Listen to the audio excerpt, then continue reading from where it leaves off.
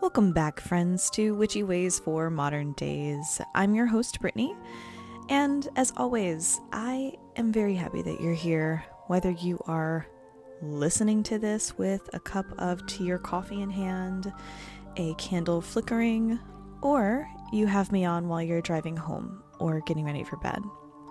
Wherever you are, I'd like you to take a breath with me. In through the nose, and out through the mouth. Let the day sink just a little. Let yourself settle into this space, because today we are going to talk about something that is deeply personal and energetically vast: your unique frequency, or as I like to refer to it as your energy signature. We talk about energy all the time in the spiritual and witchy world. Energy cleansing, energy work, vibrations, manifestation. But we don't often stop to ask, what actually is the energy that I'm carrying? What makes it mine? Because yes, energy, it moves, it flows, it transforms. But it also imprints. Energy has flavor, it has tone, resonance, just like your voice does or your handwriting. And once you start to notice that energetic fingerprint, your signature, you start to understand yourself in a whole new way. Not just how you move through the world, but how the world will move through you. And so I want to start there. You, right now, as you are, sitting or standing or driving, you are emitting a frequency. That's not poetic language, that is literal. Every cell in your body is vibrating. Every thought, every emotion, every memory that pops up hums at a certain wavelength.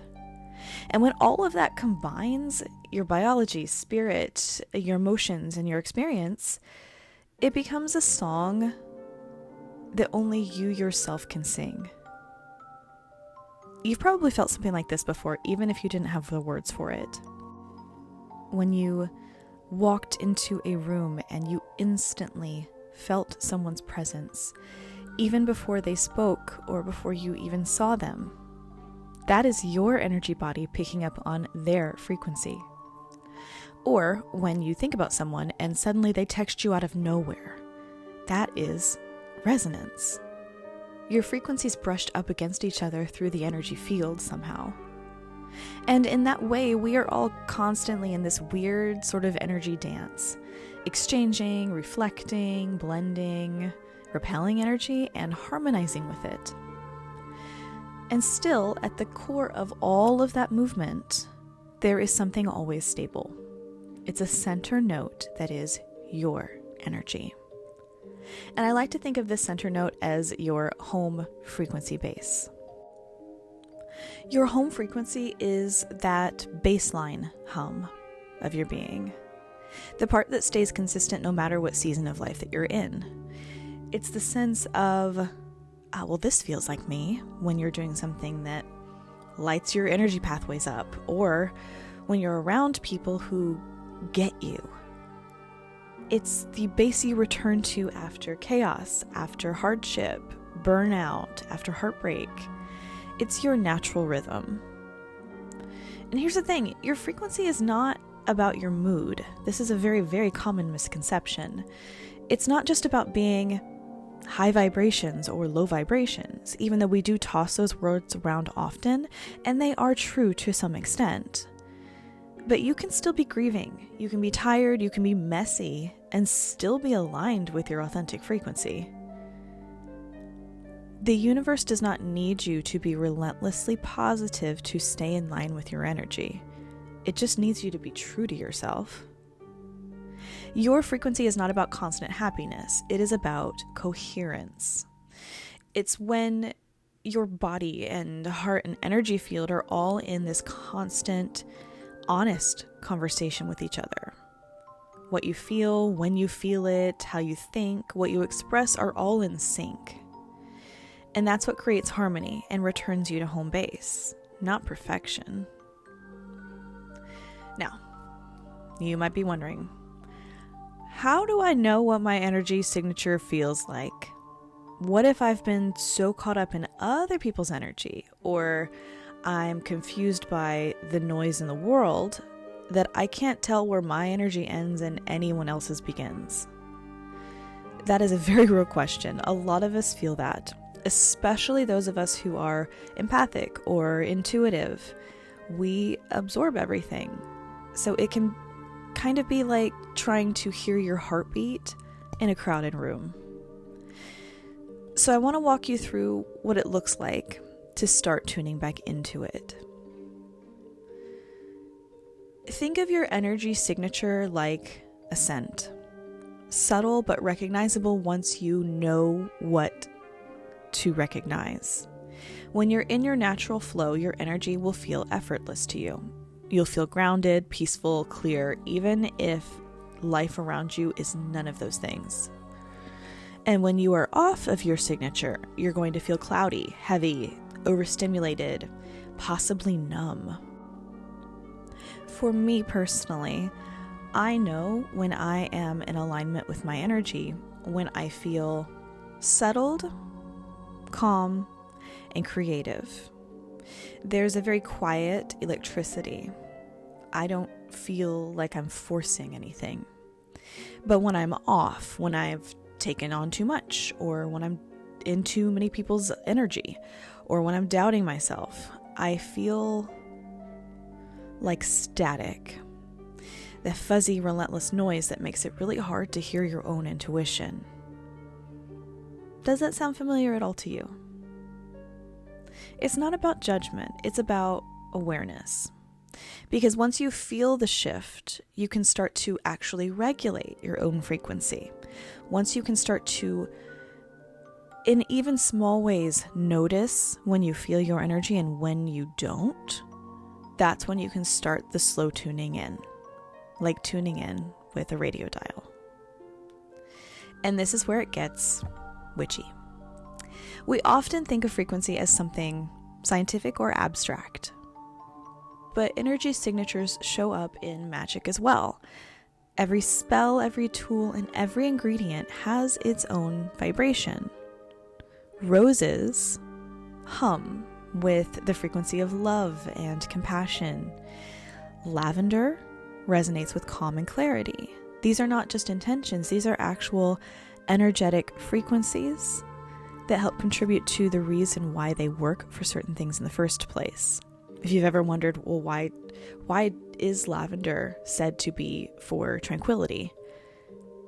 Because its vibrations resonate at a tranquil frequency. Sounds crazy, I know. It's so true. When you combine your own energy with those elements intentionally, you're co-creating an energetic chord, and that's what amplifies things like manifestation. Not the rituals alone, but the harmony between you and the energy that you're trying to call in. It's not just about saying, I want this, or I want this to happen.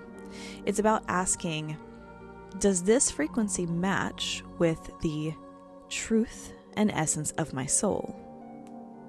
When it does, that's when things click, and that's when you become magnetic. You've probably heard the phrase, like attracts like, but in energetic terms, it's a bit more accurate to say resonance attracts resonance. It's not about wanting or deserving something, it is about coherence. You don't attract what you think, truly. You attract what you are vibrating as. When you are in alignment with your authentic frequency, you're going to naturally draw in people, opportunities, experiences that hum at similar resonance. You're not going to have to chase anything. You don't have to perform. You just have to hold to your own tone. The most beautiful part, I think, of all of it really is that you can change frequencies. Not by pretending, but by healing something in yourself. So when you process emotions, when you release attachments, when you reclaim your energy, your frequency rises to meet your current truth. So healing is not just emotional, it is vibrational. Every time you say no to something that drains you, and you say yes to something that fills you, lights you up, you're tuning your field closer to its natural harmony.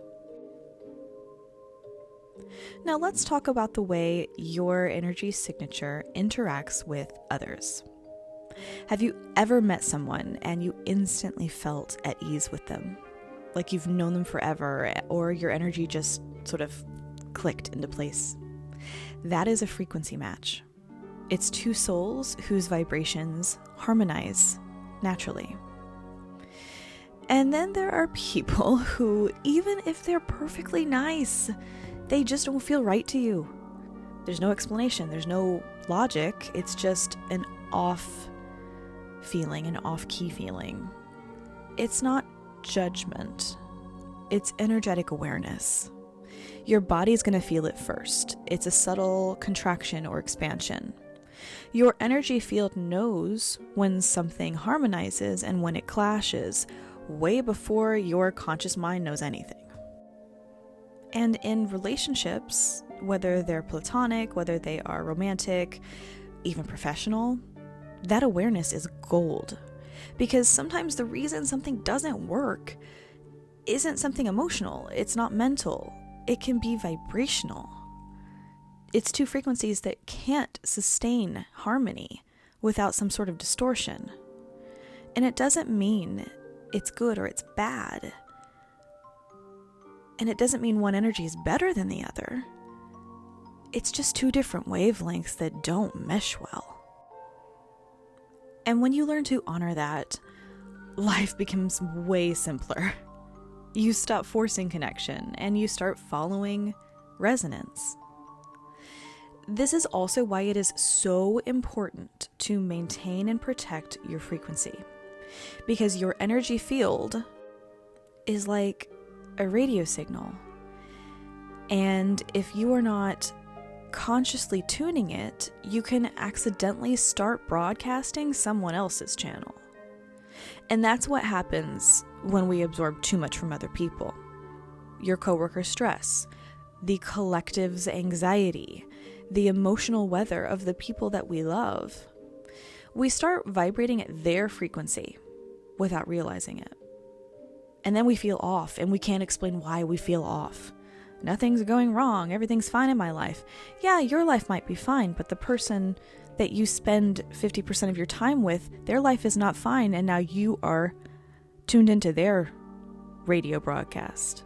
And now you're not going to feel well at all. So I want you to think of energy hygiene as tuning maintenance. You are the radio here. Cleansing, grounding, boundaries. All of these things can help clear the static so that your true signal can shine through again. You can use tools. Tools are very helpful for this. So smoke cleansing, sound bowls, salt baths, oils, cleansing meditation. Tools are great. The first thing that you need to do, though, is set the intention. Because when you declare, I release what isn't mine and I return to my natural frequency, the universe will listen. Your energy responds instantly to clarity. Now let's get personal for just a minute. Have you ever had a phase where you felt like you lost yourself? Maybe you bent too much to fit in. Maybe you dimmed yourself for someone else's comfort.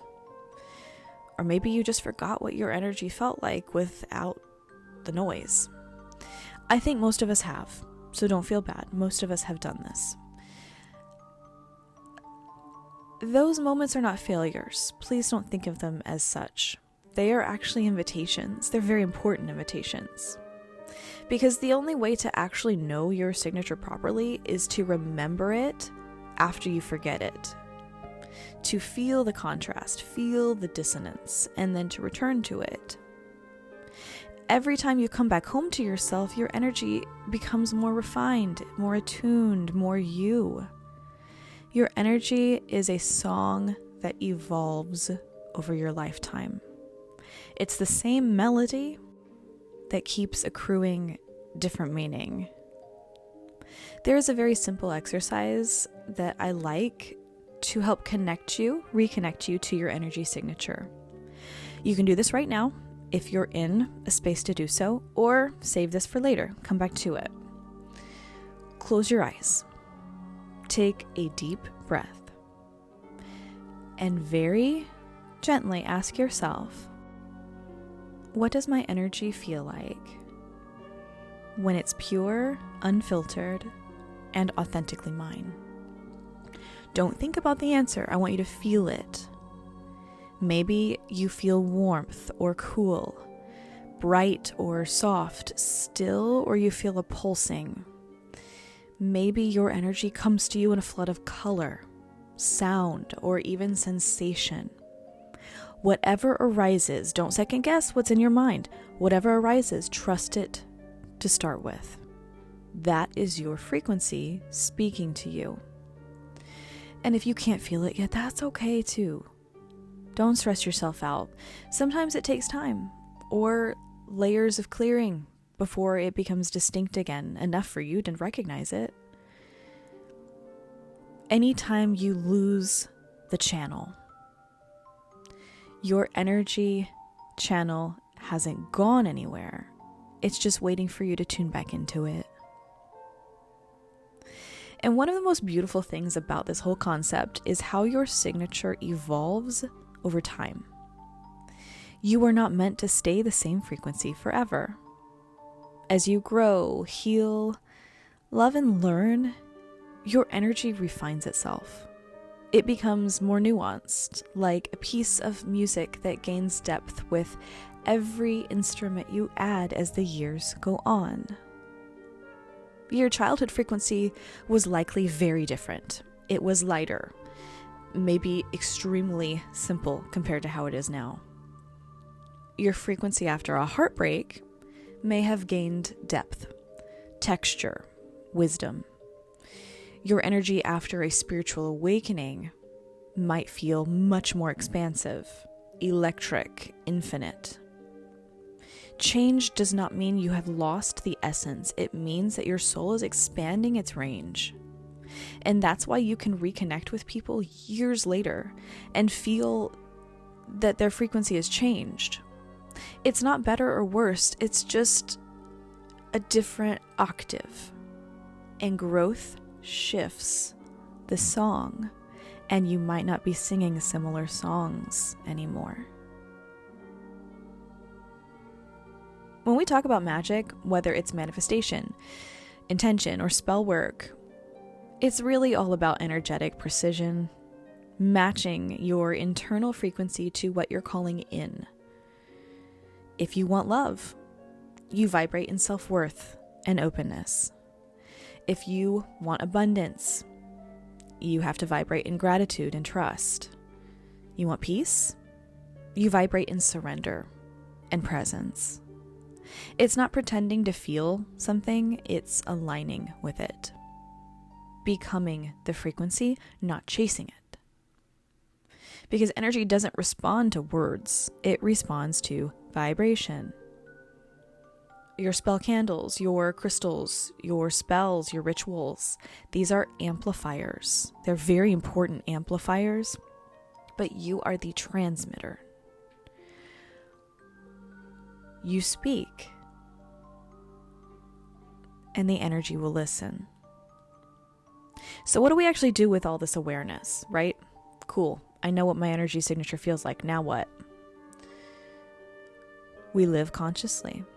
We notice subtle shifts. We take responsibility for what we broadcast into the world. Because your energy signature does not just affect you, it affects every space you enter.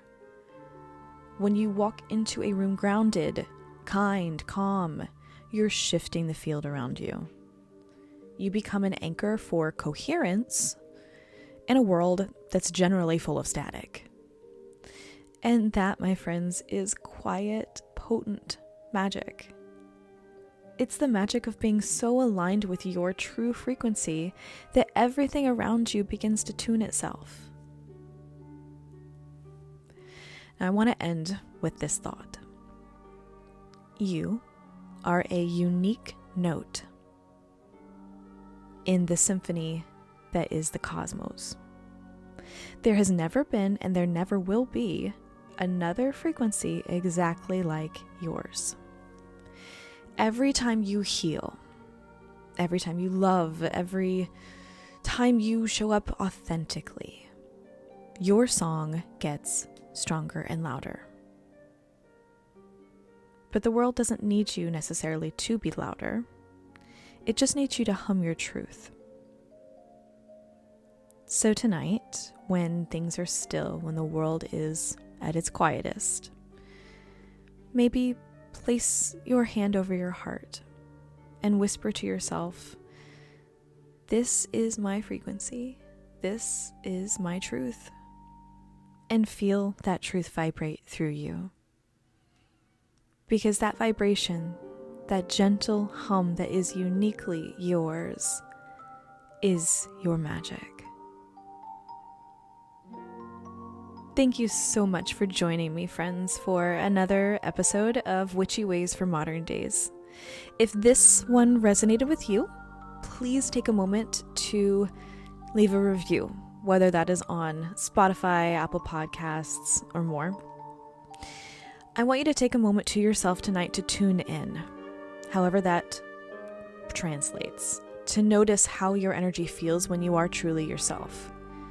I want you to feel how your power lives within home base. If you want to hear more or go deeper into energy work, you can find bonus episodes and exclusive content over on our Patreon under the same name, Witchy Ways for Modern Days. And as always, thank you for being here, for listening, and for sharing your light with me and sharing a few minutes of your day with me. This week's bonus episode on the Patreon is all about the clairs. So if you've ever been curious about the possibility of having mediumship abilities, that might be an episode you want to tune in for.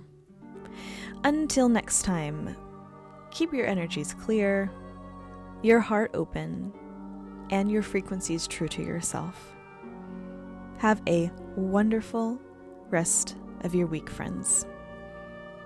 Blessed be.